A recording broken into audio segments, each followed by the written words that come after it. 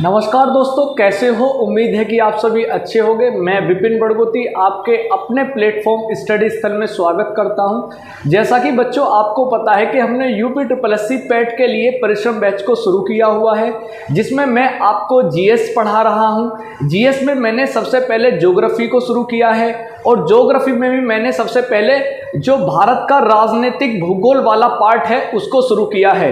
तो उसी सिलसिले में आज ये हमारी सेकंड क्लास है, यानी हमने पहली क्लास में राजनीतिक भूगोल की जो बेसिक चीज़ें हैं उनको पढ़ा था, तो उसी में आज हम कंटिन्यू करते हुए आगे की चीज़ों को देखते हैं कि आगे की चीज़ों में आज क्या होने वाला है। तो आज हमारी यहाँ पर सेकंड क्लास है। अगर आपने पहली क्लास नहीं देखी है तो सबसे पहले पहली क्लास को जाकर देखिए। मैं अगर आपने अभी नहीं देखी है तो मैं उसका लिंक डिस्क्रिप्शन में भी दे दूंगा। तो ज़्यादा देर ना करते हुए चलते हैं टॉपिक पर। देखो, सबसे पहले मैं आपको एक चीज़ बता दूं कि अगर मैं हल्का सा आपको सिलेबस की तरफ भी लेके चलूं तो सिलेबस में देखो, भारत एवं विश्व का जो राजनीतिक भूगोल है वहां पर ये आपका टॉपिक दिया हुआ है और इस टॉपिक में आपसे कम से कम एक या मैक्सिमम 2 प्रश्न परीक्षा में पूछे ही जाते हैं, तो इसलिए आप इसको छोड़ नहीं सकते हैं। तो मेरा मानना यह है कि पहले आप पहली वीडियो को देखिए और इस वीडियो को भी अंत तक जरूर देखिएगा, क्योंकि ये आपके लिए बहुत ज़्यादा लाभदायक होने वाली है। तो चलते हैं दोस्तों, आज देखते हैं कि आज जो हमारा टॉपिक है उस टॉपिक में क्या क्या चीज़ें होने वाली हैं। सबसे पहले देखो, सबसे पहले मैं आपसे एक चीज़ बता दूं कि अगर हम राजनीतिक भूगोल की बात करते हैं तो उसमें हमें किस चीज़ की आवश्यकता होगी? भारत के नक्शे की, यानी जो भारत का राजनीतिक स्थिति है, यानी जो राजनीतिक भूगोल है उसकी हमें सबसे पहले आवश्यकता पड़ेगी। तो इसी में देखेंगे सबसे पहले क्या क्या चीज़ है। मैं मैं स्लाइड में इधर करके लेके जाता हूँ। आप देखिएगा यहाँ पर आपको क्या दिखाई दे रहा है, ये सब चीज़ें ठीक है। यहाँ तक आपको मुझे लग रहा है कि उम्मीद है कि सब कुछ दिखाई दे रहा है। तो मैं सबसे पहले, उस दिन हमने केवल बेसिक चीज़ों को करा था, आज हम उन्हीं चीज़ों को रिटर्न में करेंगे। तो सबसे पहले आप एक नोटबुक और पेन अपने साथ रखिएगा। अगर कोई चीज़ आपको ऐसी लगती है कि मुझे नोट करने की ज़रूरत है तो आप उसे नोटबुक में नोट कर लेना। अगर आपको पता है कि मुझे ये चीज़ें पहले पता है तो उसको ऐसे रिवाइज करके छोड़ दीजिएगा। सबसे पहले मैं अगर बात करूँ,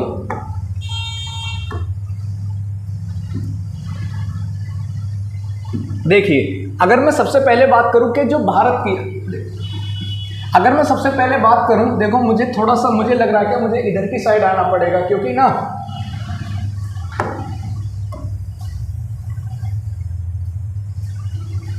मुझे यहाँ आना पड़ेगा, क्योंकि मुझे आपको फिर ये चीज़ें सारी दिखाई दे रही हैं लेकिन आपको यहाँ पर कुछ दिखाई देने वाला नहीं, तो इसीलिए मैप मेरे पीछे रहेगा और मैं सारी चीज़ें यहाँ पर नोट करता चलूँगा।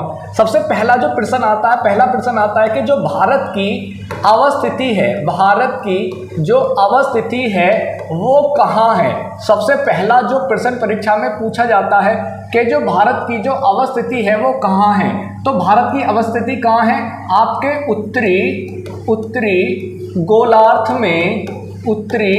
गोलार्ध में पूर्वी देशांतर में स्थित है, पूर्वी देशांतर में स्थित है। सबसे पहले मैं इसके बारे में आपको एक चीज़ और बता दूं। देखो, मैंने आपको ये बताया था कि जो पृथ्वी है, पृथ्वी हमारी क्या है? गोल है, और पृथ्वी में गोल होने के कारण, यानी सबसे बीचों बीच क्या है? इक्वेटर रेखा है, और इक्वेटर के बाद पृथ्वी के बीचों बीच एक क्या है? देशांतर रेखा है। और जो हमारा प्यारा भारत है वो कहाँ स्थित है? यहाँ स्थित है। तो सबसे पहले ये वाली चीज़ आपकी उत्तरी गोलार्ध, ये आपकी दक्षिणी गोलार्ध, ये आपका जो है ये पश्चिमी देशांतर, और ये आपका पूर्वी देशांतर। तो जो भारत की स्थिति है वो कहाँ स्थित है? यानी उत्तरी गोलार्ध के पूर्वी देशांतर में स्थित है। सबसे पहली जो चीज़ आती है परीक्षा में।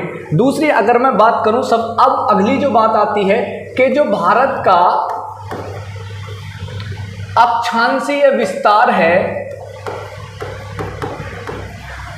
भारत का जो अक्षांशीय विस्तार है वो कहाँ से कहाँ तक है। सबसे पहली बात ये आती है।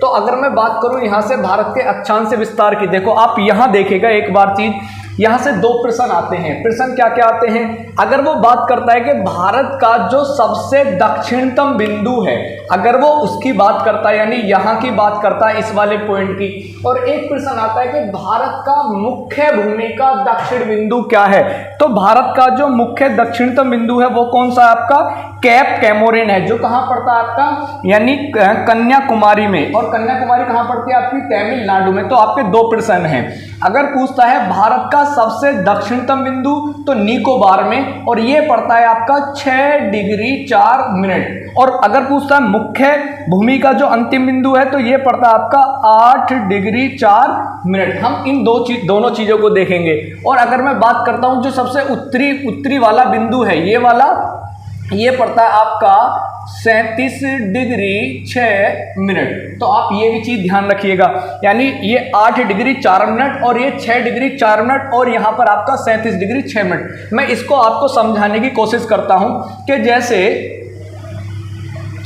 ये आपकी पूरी पृथ्वी है, इस पूरी पृथ्वी में ये मैं फिर से कोशिश करता हूं बनाने की। देखो यहाँ आपका ये प्यारा हमारा भारत है, ये आपका यहाँ क्या है? अंडमान निकोबार है।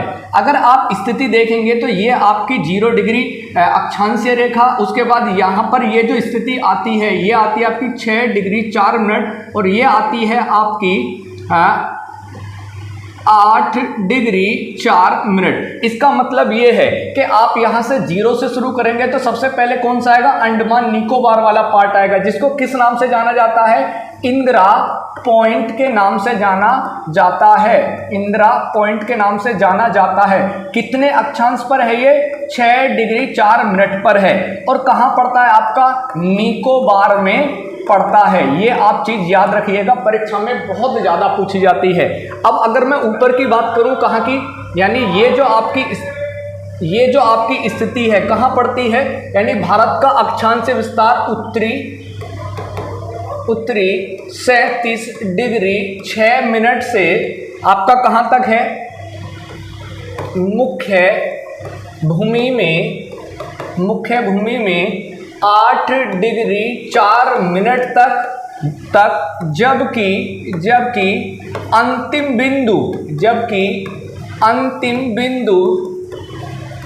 बिंदु 6 डिग्री 4 मिनट पर पड़ता है। अब प्रश्न क्या क्या आते हैं यहां से? सबसे पहले कि ये जो आपका 8 डिग्री 4 मिनट पर है, यानी जो 8 डिग्री 4 मिनट पर है, इस पर कौन सा बिंदु है आपका? Cap Comorin. ये कहाँ पड़ता है आपका? यानी कन्याकुमारी में पड़ता है। कन्याकुमारी में पड़ता है। और ये कन्याकुमारी कहाँ पड़ती है आपकी? तमिलनाडु में पड़ती है। जबकि अगर मैं बात करूं 6 डिग्री 4 मिनट पर जो पड़ता है, वो पड़ता है आपका इंदिरा पॉइंट। ये आपका कहाँ पड़ता है? निकोबार में, यानी ये सबसे आपका अंतिम बिंदु है। और अगर मैं बात करूं जो 37 डिग्री 6 मिनट पर आता है, ये वाला पॉइंट, तो यहाँ पर क्या आता है आपका? इंदिरा कोल। और इंदिरा कोल जो पड़ता है आपका कहाँ पड़ता है? वर्तमान में लद्दाख में पड़ता है। तो ये बात आप समझ लीजिएगा कि जो भारत की अक्षांशीय विस्तार है, यानी जो भारत है उसका जो अक्षांशीय विस्तार रहता है, वो कहाँ से कहाँ तक है? 37 डिग्री 6 मिनट से कहाँ तक है? मुख्य भूमि में 8 डिग्री 4 मिनट तक, और जबकि अंतिम बिंदु 6 डिग्री 4 मिनट पर पड़ता है। 8 डिग्री 4 मिनट पर कैप कैमोरिन है, कन्याकुमारी में पड़ता है, जबकि 6 डिग्री 4 मिनट पर क्या पड़ता है? इंदिरा पॉइंट पड़ता है, जो कहाँ आता है आपका? निकोबार में आता है।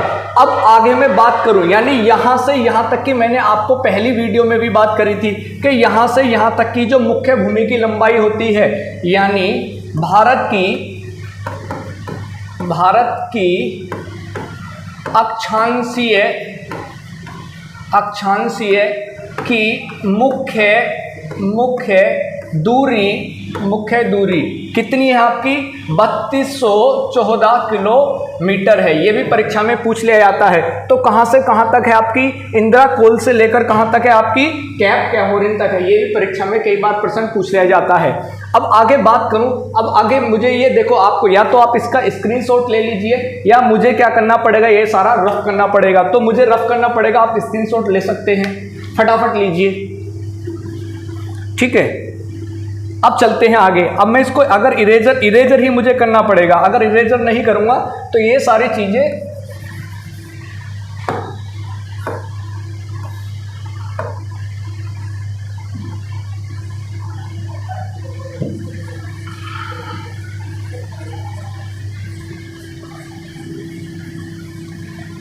देखिए, भारत की अगर अक्षांशीय स्थिति को ही हम पढ़ेंगे तो उसमें हमें एक चीज और देखनी पड़ेगी।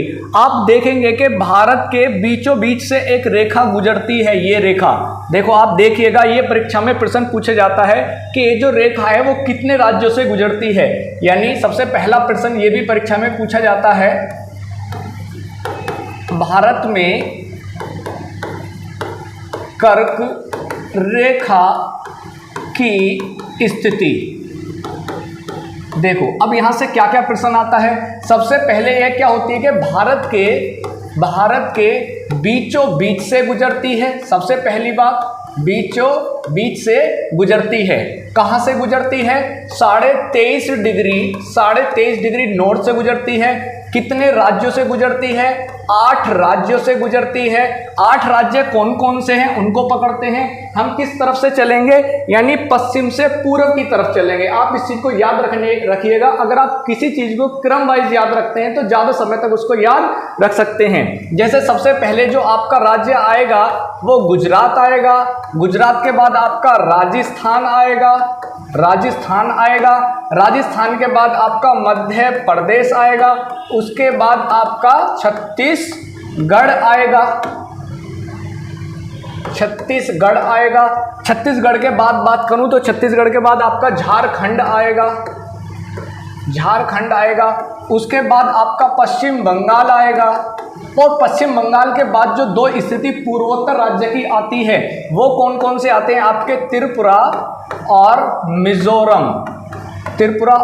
मिजोरम। इसको आप TM से भी याद रख सकते हैं, TM, क्योंकि ये बहुत ज़्यादा मिस्टेक करते हैं बच्चे। देखो तो सबसे पहला आपका कौन सा आता है? गुजरात आता है, राजस्थान आता है, मध्य प्रदेश, छत्तीसगढ़, झारखंड, पश्चिम बंगाल, त्रिपुरा और आपका लास्ट में मिजोरम। अब यहां से आपकी परीक्षा में एक प्रश्न और बनता है। क्या प्रश्न बनता है? कि भारत की कर्क रेखा के सबसे नजदीक बसी हुई राजधानी पूछ लेता है या नगर पूछ लेता है।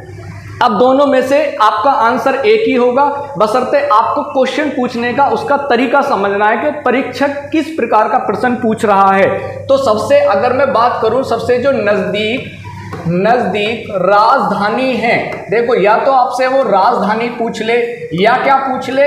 नगर पूछ ले। आपका आंसर एक ही होने वाला है। क्या है आपका? रांची। अब ये जो रांची है ना, ये क्या है? झारखंड की कैपिटल है और ये क्या है? एक नगर भी है। तो परीक्षा में यहां से प्रश्न पूछ लिए जाते हैं, तो आप इस चीज को याद रखिएगा।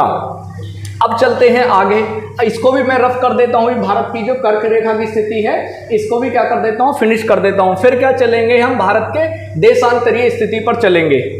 इसको देखो, आप इन चीज को मैं आपसे पहली मैंने क्लास में बोला है कि अगर आपको कोई चीजें पता है तो उनको रिवाइज के तौर पर रख लीजिएगा मस्तिष्क में, माइंड में। अगर कोई चीजें आपको नहीं लगती हैं तो एक नोटबुक और पेन साथ रखिए, फटाफट उनको नोट करते जाइए। और अगर कुछ भी स्थिति नहीं है तो आप फोन में स्क्रीनशॉट भी ले सकते हैं। आगे में चलते हैं आगे। फिर मुझे क्या करना पड़ेगा? इसको इरेजर करना पड़ेगा।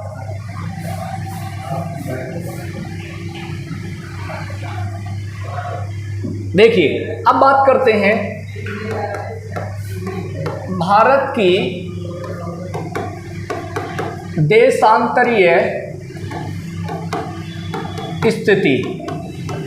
देखिए अगर मैं भारत की देशांतरीय स्थिति की बात करूं तो यहां से क्या क्या प्रश्न आ जाते हैं। सबसे पहले देखो, ये आपकी मैंने बताया था, ये पृथ्वी होगी जिसको भूगोल के नाम से जानते हैं। यानी पृथ्वी मतलब भूगोल। भूगोल का मतलब होता है क्योंकि जो पृथ्वी है ना हमारी, क्या है? वो गोल है।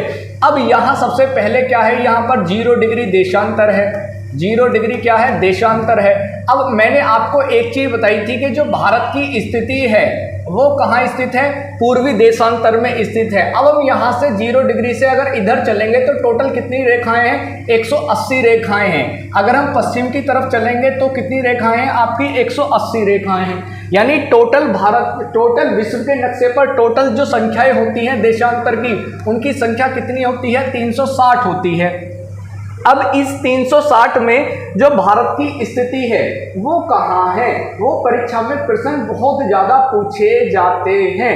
और तो यहीं से बात करते हैं। तो 68 डिग्री 7 मिनट से 68 डिग्री 7 मिनट से कहाँ तक है, यानी 97 डिग्री 25 मिनट तक है, 25 मिनट तक है। कैसे, यानी अगर मैं यहाँ से यहाँ से इधर की तरफ चलूंगा तो ये जो आपकी स्थिति आती है ये क्या है, 68 डिग्री पर है। दूसरा, यहाँ से मैं अगर इधर चलूंगा तो ये वाली स्थिति कौन सी आती है, आपकी 97 डिग्री आती है। और अगर एक्यूरेट की बात करेंगे तो एक्यूरेट कितना है, 68 डिग्री 7 मिनट, और यहाँ पर 97 डिग्री 25 मिनट तक है। अब आगे अगर मैं बात करूं कि इन दोनों में, देखो यहां से आपका एक बेसिक चीजें और बता देता हूं। जो 68 डिग्री पर जो भारत का बिल्कुल पश्चिम बिंदु है वो क्या है, आपका गौर माता कहां पड़ता है, आपका गुजरात में पड़ता है, ये चीज याद रखिएगा। और ये कहां पड़ता है, आपका किबीथू पड़ता है, और किबीथू कहां पड़ता है, आपका अरुणाचल प्रदेश में पड़ता है।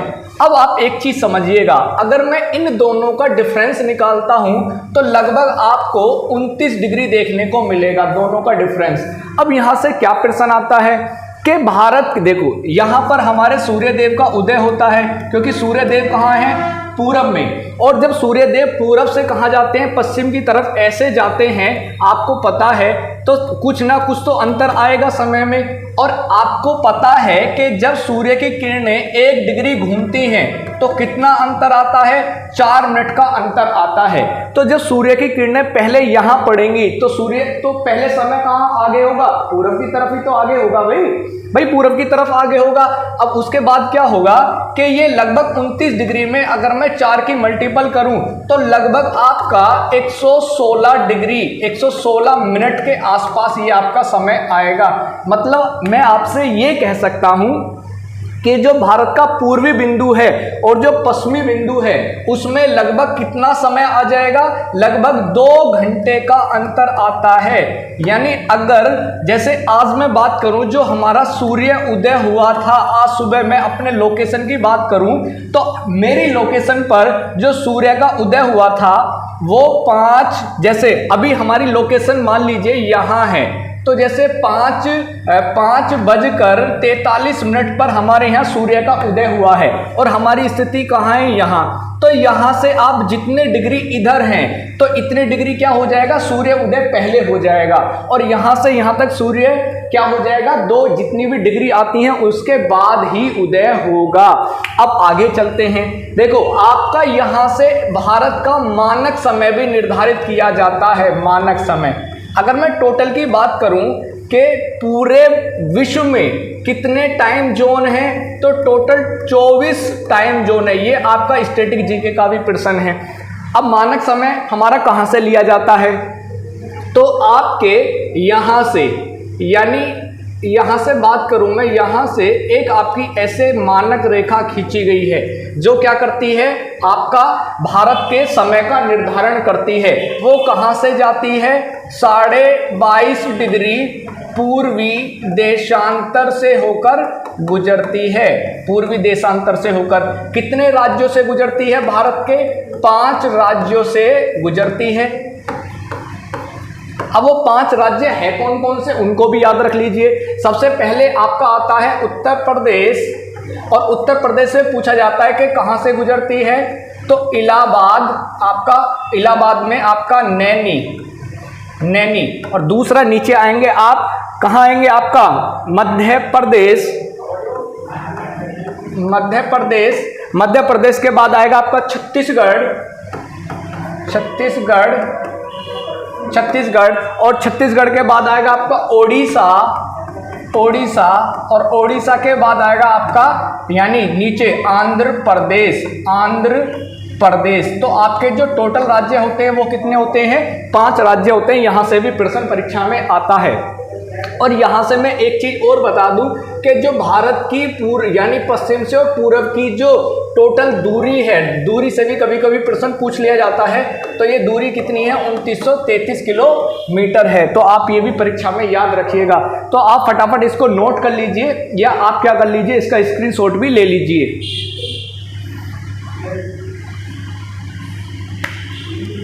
ठीक है, फटाफट। और एक आज आपका भौगोलिक सीमा में एक टॉपिक आपका और शेष बचता है, उसको भी साथ के साथ कवर कर लेते हैं, क्योंकि अगली क्लास आपकी जो होगी वो किससे होने वाली है? भौतिक विभाजन से होने वाली है। तो फटाफट करिए इसको, उसके बाद चलते हैं आगे टॉपिक पर।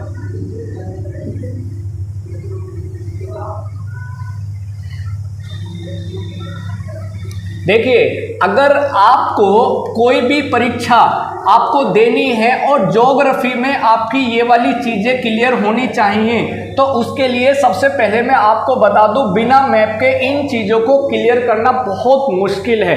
तो इसलिए मेरी आप लोगों से एक सलाह है कि जब भी चाहे भारत की राजनीतिक स्थिति पढ़ें, चाहे विश्व की राजनीतिक स्थिति पढ़ें, चाहे किसी प्रदेश की, विश्व के किसी भी देश, राज्य, प्रदेश, कुछ भी हो सकता है, तो उसमें आप एक पॉलिटिकल मैप जरूर रखें, क्योंकि वहीं से कुछ चीजें आपकी क्लियर हो जाती हैं। अब बात करते हैं भारत की।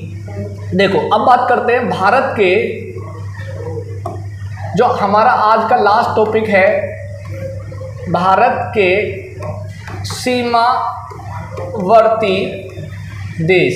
देखो, अब ये भारत के जो सीमावर्ती देश मैंने क्यों लिखा है, वरना मैं क्या लिख सकता था यहाँ पर कि भारत के आसपास के देशों की स्थिति। क्यों लिखा है मैंने जानबूझकर?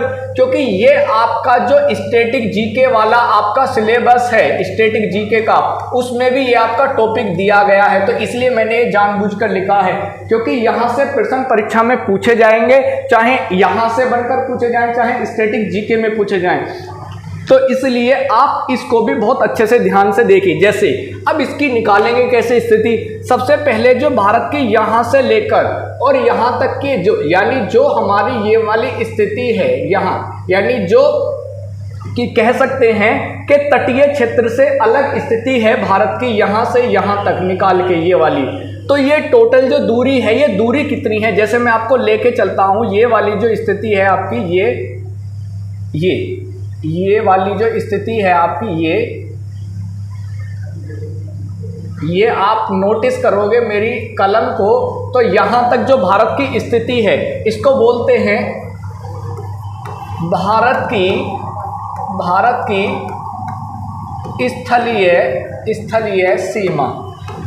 स्थलीय सीमा। अब ये जो भारत की जो स्थलीय सीमा की जो लंबाई है वो लगभग कितनी है? 15,200 किलोमीटर के आसपास है, यानी थोड़ी बहुत ऊपर नीचे हो सकती है। तो इसको हम क्या करते हैं, राउंड फिगर में ही लिखने की कोशिश करते हैं। अब मैं आगे बात करूं, जो सबसे ज्यादा भारत से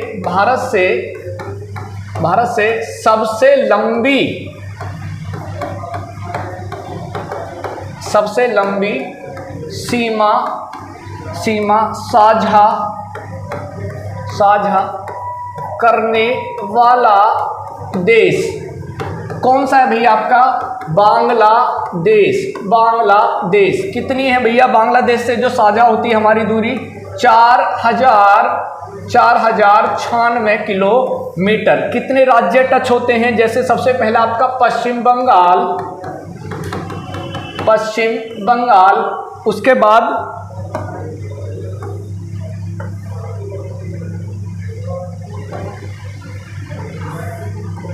पहला क्या आता है आपका? पश्चिम बंगाल के बाद अगर आप घूमोगे तो यहाँ पड़ता आपका असम, उसके बाद आपका मेघालय, और मेघालय के बाद जब आप यहाँ आएंगे तो कौन सी स्थिति आएगी आपकी? त्रिपुरा। तो ये कह सकते हैं तो बांग्लादेश से जो हमारे सटे हुए देश हैं, यानी जो बांग्लादेश से सटे हुए भारत के राज्य हैं वो कौन कौन से हैं, यानी पश्चिम बंगाल है, असम है, मेघालय है और कौन सा है आपका त्रिपुरा है। तो 4 राज्य हैं। अगर सेकंड पे बात करूं, यानी सेकंड जो सबसे लंबी है, भाई आवाज नहीं, अगर मैं बात करूं कि जो सबसे लंबी दूसरी सीमा किससे लगती है, तो किससे लगती है भैया, चीन से लगती है। कितनी लगती है, 3488 किलोमीटर के आसपास लगती है। अच्छा, यहाँ एक चीज और इसको याद रखिएगा कि जब भारत आजाद हुआ था तो भारत आजाद बांग्लादेश को पूर्वी पाकिस्तान के नाम से समझता था और इसको क्या समझता था, पश्चिमी पाकिस्तान। तो इनके लिए जो बीच का निर्धारण करती थी, उन रेखाओं को दोनों को किस नाम से जाना जाता था, रेड क्लिफ रेखा के नाम से जाना जाता था, जिनका निर्धारण कब किया था, 1947 ईस्वी में किया था। तो पश्चिम पाकिस्तान और पूर्वी पाकिस्तान दोनों में जो रेखाएं हैं उनको किस नाम से जाना जाता है, रेड क्लिफ रेखा के नाम से जाना जाता है। अब ये 3488 है। अब 3488 जो दूसरी है इसमें कौन कौन से हैं, अब हम कहां से चलेंगे, यानी इधर से किसकी तरफ चलेंगे, यहां चलेंगे। यानी सबसे पहला जो राज्य आता है आपका, नीचे बोर्ड में आपको दिखाई दे रहा है ये, ठीक है भी गुड, अरुणाचल प्रदेश, उसके बाद सेकंड पे आता है आपका सिक्किम,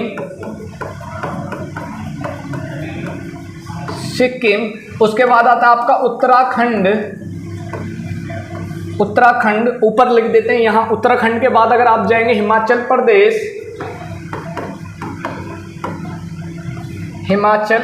प्रदेश और उसके बाद आता है आपका लद्दाख। यानी इनकी जो टोटल संख्या है, चीन से सटे हुए जो भारत के राज्य हैं वो कितने हैं, सबसे पहले नंबर पर कौन सा आता है, इधर से चलने की कोशिश करेंगे, यानी अरुणाचल प्रदेश से पहले नंबर पर पूरब से, उसके बाद आपका सिक्किम है, सिक्किम के बाद आपका उत्तराखंड है, उत्तराखंड के बाद आपका हिमाचल प्रदेश है और हिमाचल प्रदेश के बाद क्या है, लद्दाख है। यानी इनकी टोटल संख्या जो है वो कितनी है, 5 है और दूरी कितनी है इनकी, यानी 3488 किलोमीटर है। अब इस वाली रेखा को किस नाम से जाना जाता है भैया, वैसे तो इसको मैकमोहन रेखा के नाम से जाना जाता है, मैकमोहन रेखा। लेकिन ये मैकमोहन रेखा सबसे पहले 1914 में खींची गई थी और ये केवल किस राज्य को टच करती है, अरुणाचल प्रदेश को ही केवल टच करती है।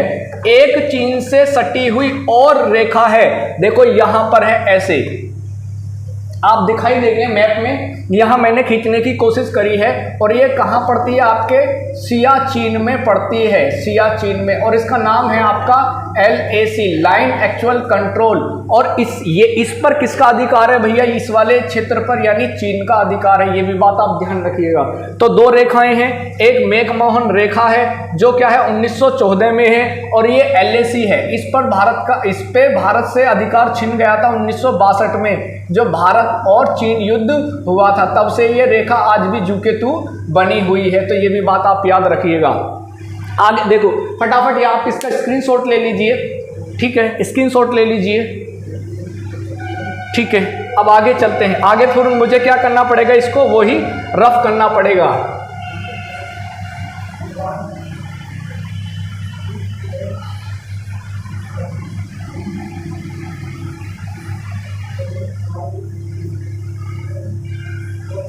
अब बात करते हैं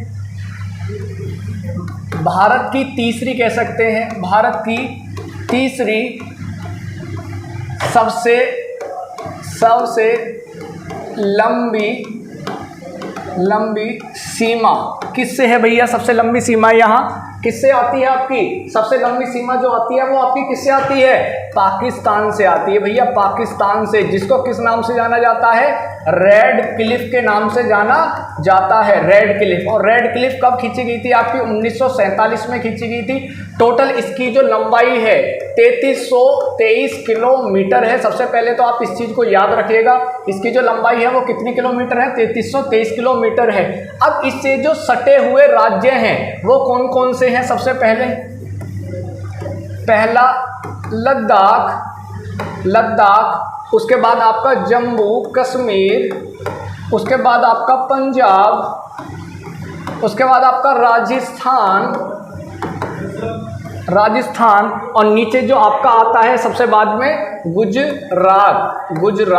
तो ये चीज़ याद रखिएगा। सबसे पहले क्या नाम है, रेड क्लिफ रेखा है, कब खींची गई थी 1947 में। टोटल लंबाई कितनी है, 3323 किलोमीटर है। दूसरा राज्य लद्दाख है, जम्मू कश्मीर है, पंजाब है, राजस्थान है और गुजरात है। ये भी चीज़ आप याद रखिएगा। और यहाँ पर एक रेखा और खींची गई है जहाँ आपको इसको किस नाम से जानते हैं, ये वाला क्षेत्र जो है इसको POK के नाम से जानते हैं, इसको LOC के नाम से जाना जाता है। और इसकी लंबाई लगभग अगर मैं बात करूं 740 किलोमीटर के आसपास है।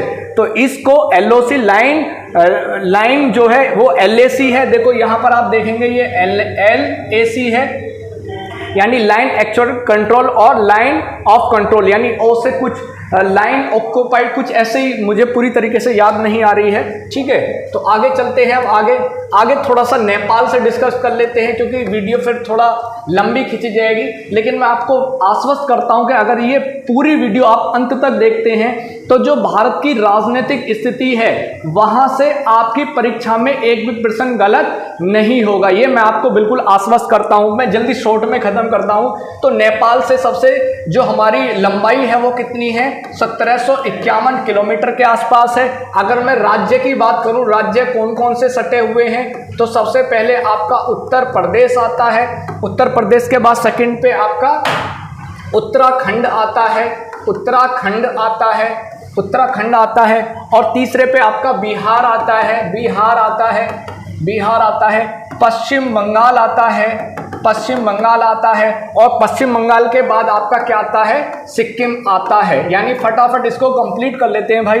तो टोटल राज्यों की संख्या कितनी है, 5 है। दूरी कितनी है आपकी, 1751 किलोमीटर है।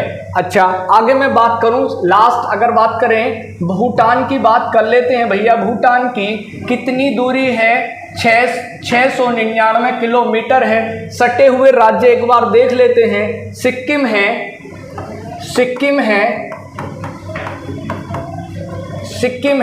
सिक्किम के बाद अगर बात करेंगे तो आपका पश्चिम बंगाल है।